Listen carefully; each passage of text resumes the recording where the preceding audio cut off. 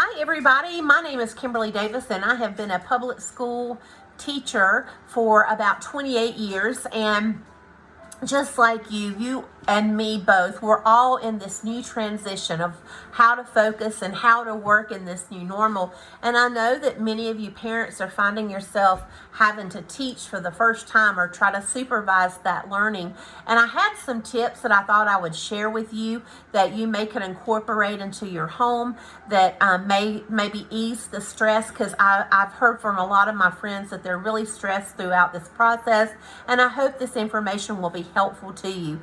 Okay, so the first thing I think you should do is you need to designate a place in your house where your student is going to be working on schoolwork, preferably somewhere where you can monitor that. If it's in their bedroom, that's fine, but I personally think using a place like setting up a card table in the corner of the room, or maybe sitting at the kitchen table, so they're free from the distractions that may happen in their room. But set up a designated space. You don't have to have a fancy table or desk or anything like that. You can even use a TV tray, but you need to have a designated place where your child can go and sit down and work on their schoolwork.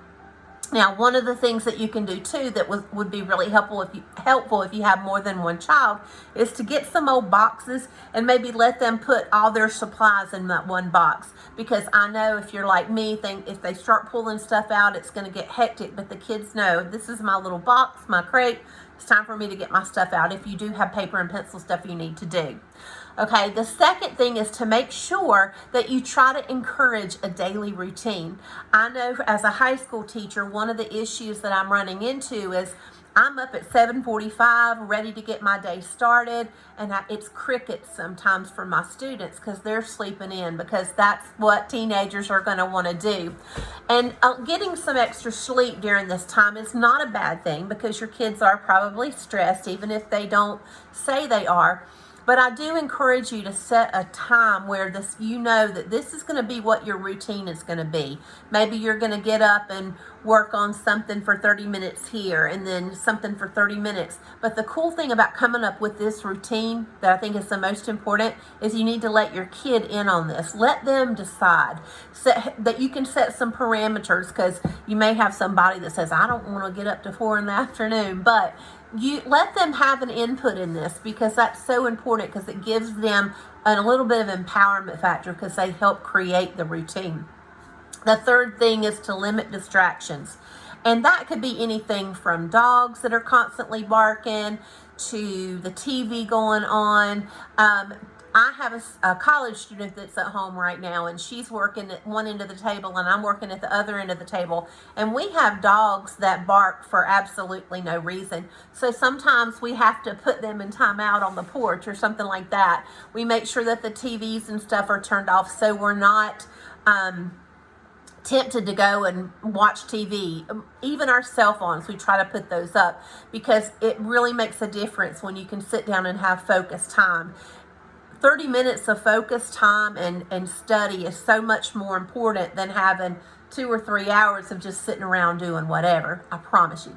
Okay, the next thing is to watch your limits and to make sure you set some limits, because your children are at school 7.5 hours a day, but that is not all paper and pencil. So be kind to yourself and to them. You know, if you have a student who's in school for 7.5 hours a day, if you work 2 to 4 hours a day with education, that should be plenty. Really depending on how old the student is. If you have a high school student, it might be a little bit longer, but I really encourage younger students to be able to do a lot of play during this time, because like I mentioned a few minutes ago, you know, this is something that's brand new for all of us, and your children are very resilient, but some younger children may be thinking thoughts like, gosh, what's going on? And letting them be able to play during this time is so very important. And it also helps not to overwhelm them. And be kind to yourself too, because we're all learning this stuff together. Most of your teachers are going to have office hours virtually online during the typical school day. So if you have a question and you can't get in touch with someone and you email a teacher at night, chances are they're not going to get back to you until the next day, because teachers have their families that they have to take care of as well. And then the last thing is maintaining social contacts. Now, I know this is something that everybody deals with. I've got a 22-year-old and she's not a teenager and she's struggling with not being able to see her friends. But do what you can to allow your kids to have some type of social connection, whether it be Facebook or Zoom or some type of social media. If it's not something that you want to give them full reign to have, maybe you can organize a, chat or something with some other moms, but let your kids have some type of social connection where they can express themselves during this time, because it's definitely a process that we're all going through. The last thing that I have to suggest, well, two things actually. Audible has just said that you can download their app for free and listen to any story that you want to.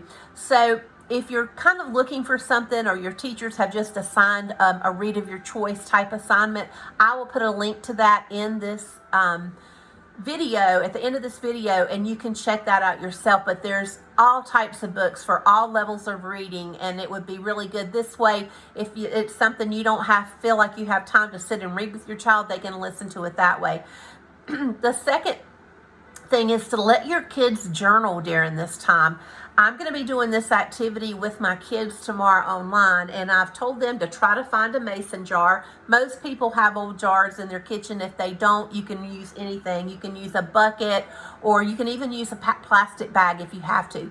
But I'm going to make this gratitude jar with my students, and it's also going to kind of serve as a documentation of this time that we're away from each other.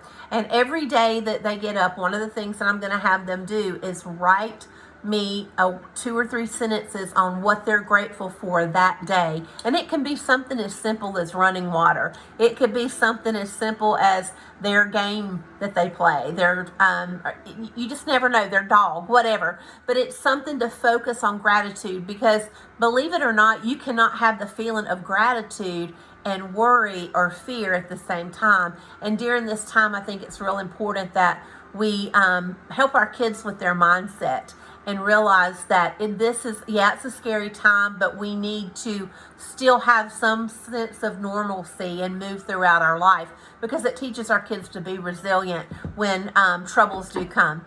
Thank you so much for hearing me out. If you have any friends who you think could benefit from this information, feel free to share. I'll drop those links in the bottom. You guys have a great time. Bye.